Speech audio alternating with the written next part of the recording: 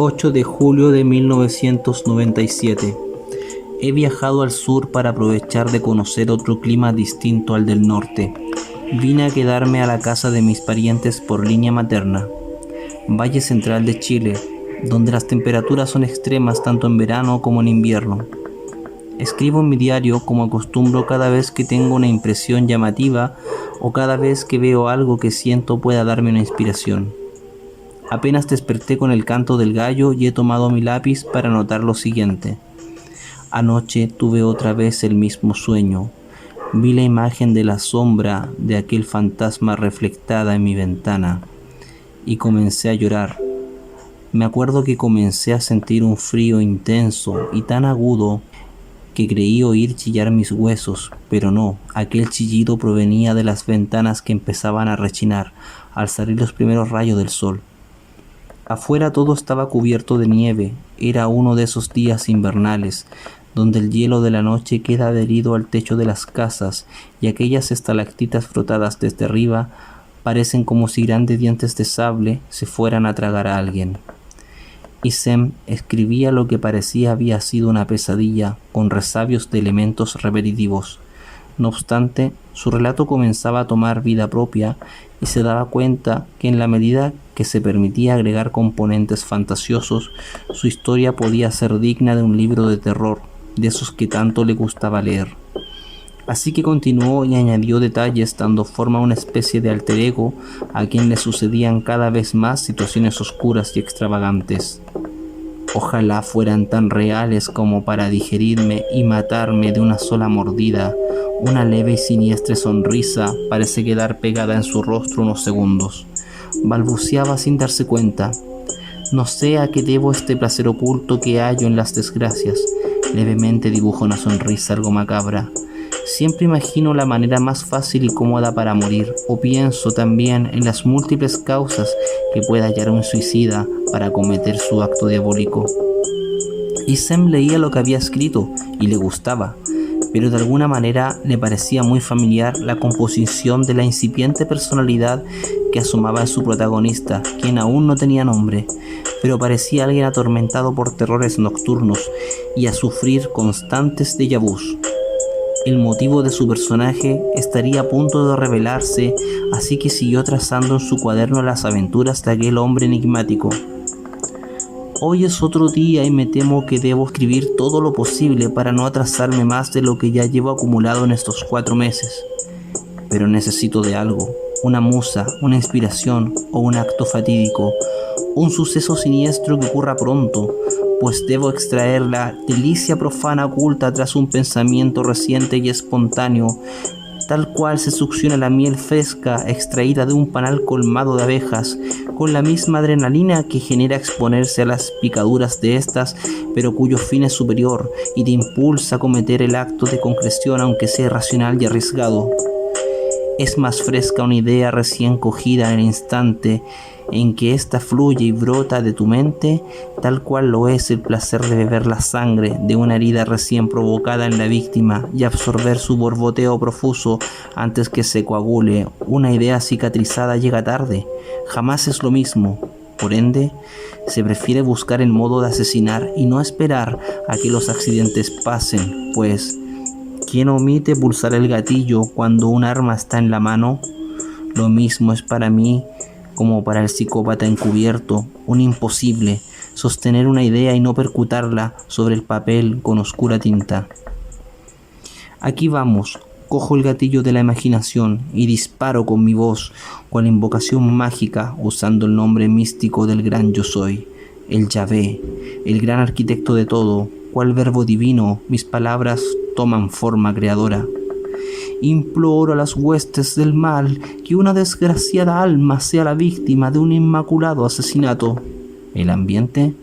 Pues esta calle me parece perfecta, pero con esta niebla difusamente podré apreciar los detalles del brillo y el tintineo del cuchillo atravesando la piel y arraigando la carne del vil y miserable mortal.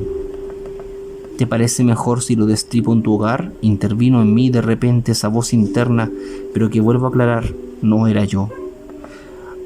Así no te perderías un segundo del espectáculo y tú serías el único espectador sentado en la fila preferencial. ¿Te apetece? Jeje, sí, claro, que acepto tu invitación, pero dime, ¿cómo lo harás para llevarlo hasta mi tortuoso lar? ¿Cómo lo haremos? Querrás decir, ¿no? Tienes toda la razón, Amon, espíritu mío.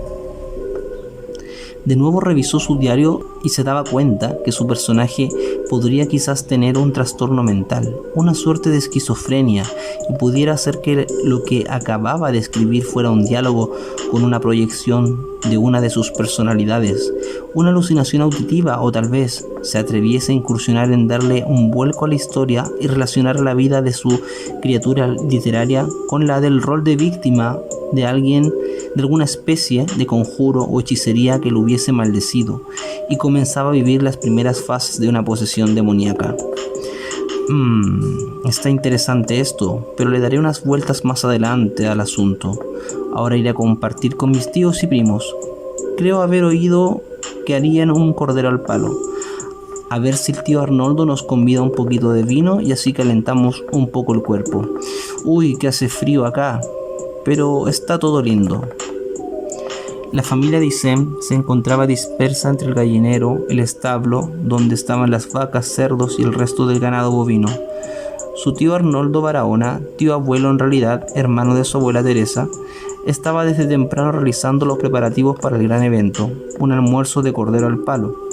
Y es bien sabido por la gente de esta tierra que un buen plato de estas bestias debe ser marinado con tiempo y cocinado a fuego lento. Por ende, el velludo y robusto viejo comenzó él mismo el rito y relataba a su sobrino del norte cómo en todo había que ponerle corazón, desde seleccionar los leños para hacer el fogón, encontrar el punto de las brasas al cual se cocina perfectamente la carne sin llegar a ser recocida. Título: Ahora recuerdo. ¿Lo recuerdas? La verdad siempre ha estado en ti, no tenías opción, y esa capacidad tuya y tan única como siempre creíste, resulta que en verdad es mi cualidad elemental de hacerte olvidar todo. Porque lo que no se recuerda jamás sucedió, ¿cierto? ¿O acaso creías que te me ibas a escapar? Todo lo tuyo me pertenece desde siempre, entiéndelo de una vez. Tú estás maldito, naciste bajo una estrella poderosa, pero ignorabas que aquella fuente de poder divino que te permite escribir cuentos sobre asesinatos y poesía aparentemente surreal no es otra que la misma inspiración que guió a muchos otros insurrectos delirantes como Nietzsche, Bukowski, Edgar Allan Poe o Lovecraft. Así también tu destino será igual al de los poetas malditos. Tú lo sabes bien. Baudelaire, Rimbaud, Verlaine, entre muchos otros, quisieron forjar su propio destino, yendo contra la corriente del mundo y la sociedad. Pero al igual que tú, pusilánimes y abatidos, hallaron la muerte entre mis plumas y mis versos, tan benditos de gloria y abominación. La voz dijo a mí estas líneas y cayó, provocando un eco vacío y blanco en la habitación. Había desaparecido. Aturdido por estas elucubraciones, reaccioné y volví a oír mi propia voz dentro de mi mente que me decía: es cierto, estas visiones no parecen proceder de mis inspiraciones fugaces que emergen en mis viajes y que registro en el cuaderno en el que estoy bosquejando mi novela fantástica. ¿Tendrán que ver aquí mis lecturas y mis estudios metafísicos? ¿Me estaré volviendo loco? Ignorando la última de sus suposiciones, tratando de calmarse, se fue llenando del humo y el olor a carne adobada a las finas hierbas, se fue saturando de estímulos visuales y auditivos que podía controlar a conciencia, tales como las risas y las caras de sus primos y tías. Mientras tomaba el manojo de cartas con las que jugaba partidas de brisca y carioca, sus temores sobre aquella experiencia oscura en la que una voz siniestra aparecía para susurrarle, sin previo aviso, fueron diluyéndose así de rápido como el tío Arnoldo y los comensales hacían bajar las chichas y los botellones de Cabernet Sauvignon. Ese almuerzo con calor de hogar y lleno de conversaciones atropelladas entre voces y tonos superpuestos era el único caos psicótico que quería sentir en su cabeza. Después de haber pasado una larga y cálida sobremesa, dando la hora para tomar té, las tías y primas amasan unas tortillas para prepararlas al rescoldo.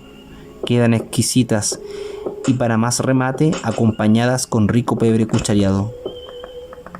Nos quedamos a la intemperie, contemplando el cielo nocturno, buscando estrellas fugaces en una especie de apuesta tácita a ver quién es el afortunado ganador. Otros cantan alrededor de la fogata y luego cuentan historias de cuando los viejos eran adolescentes. Mi tío Arnoldo relata cómo en una noche de San Juan, al alero de una higuera, se le apareció el diablo. Sí, el diablo. No sería el primer hombre de campo a quien le oigo este cuento, por lo cual yo me reía dentro de mí y atribuía al exceso de vino la creatividad de su fantasiosa mente. Pero era asombroso oírlo de todas formas. Adasme, un señor que pastoreaba por esos lados, vecino y yunta de mi tío, le confería toda credibilidad al relato de su compadre, pues decía que su gancho salió hecho un peo pa'l cobertizo de la señora Juana esa noche. Nosotros pensamos que alguien estaba robando gancho, de tanta bulla que metían los animales, oiga. Y era este condenado casi en pelota había arrancado de quién sabe dónde, dijo Humberto Adasme, en un tono muy campestre. «Ve cómo es verdad, mijito», me decía Arnoldo, quien parece que detectaba mi escepticismo citadino frente a estas leyendas rurales. Nos fuimos a acostar. «Ya los viejos se están poniendo odiosos», decían las mujeres. Mi tío no terminó de contar qué pasó con el diablo, pero yo creo que lo más probable es que se haya embriagado como ahora, y quizás hasta el mismo amo de las tinieblas no fuera sino el mismo Adasme, y juntos defienden tal versión como un hecho real a muerte, con tal de justificar sus noches de parranda y curadera. Pero de verlos aquí más doblados y pegados entre sí que fideos sin aceitar en la olla, puedo estar tranquilo con que no son más que tretas de viejos para disociar su rol de trabajadores y sus otros yoes amantes del elixir de Dionisio. De algún modo, el oír la historia de los ancianos me reverberó un recuerdo mientras posaba mi cabeza en la almohada. Y, antes de quedarme dormido, imaginaba qué pasaría si yo contara mis experiencias respecto a esta voz que había aparecido en mi cabeza el otro día. Quizás mi tío y don Adasme sí vieron algo inexplicable y terminaron sofocando este recuerdo con vino en sus gargantas. Debe sentirse así, una resequedad en el esófago, el no poder contar estos encuentros con lo desconocido por temor a la risa ajena y a ser sentenciados como viejos ridículos o lunáticos. Intentaré dormirme mejor, a ver si resulta el método de contar ovejas. A medida que las visualizaba, sus párpados se cerraban y comenzaba a tener efecto esta medicina popular para el insomnio. Segundos antes de caer rendido a los brazos de Morfeo, Isem balbuceando se decía a sí mismo algo que ni él podía entender bien con sus oídos, pero ya dentro del sueño, su inconsciente podía leer lo que su mente trataba de articular. En fase onírica, Isem entendía que se decía lo siguiente: sin duda podría continuar en mi indagación acerca de qué es todo esto que llamamos vida. Estoy muy cerca de llegar a la puerta secreta, esa de la cual recuerdo una vez haber salido para ingresar a esta fase donde el alma pierde su lado etéreo y se vuelve simple y llana corporeidad de carne y hueso. Somos polvo, es cierto, pero antes del polvo, ¿qué fuimos? Eso es lo que trato de averiguar, qué existió antes del soplo divino de Dios, y que Dios puso vida sobre la fusión de estrellas siderales que de seguro componen a la vez el propio cuerpo de nuestro Dios.